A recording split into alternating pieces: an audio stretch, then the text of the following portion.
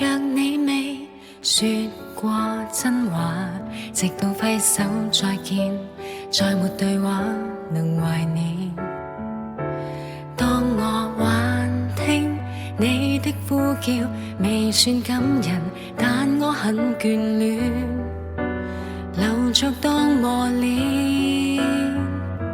讓我天天想起你，痛亦是童話。讓我天天心粉碎，愛墮入零下，喊到聲沙。我想餘生不要聽，不再聽什麼相戀的狠話。如今心已灰，心已傷，仍想你閒來問問。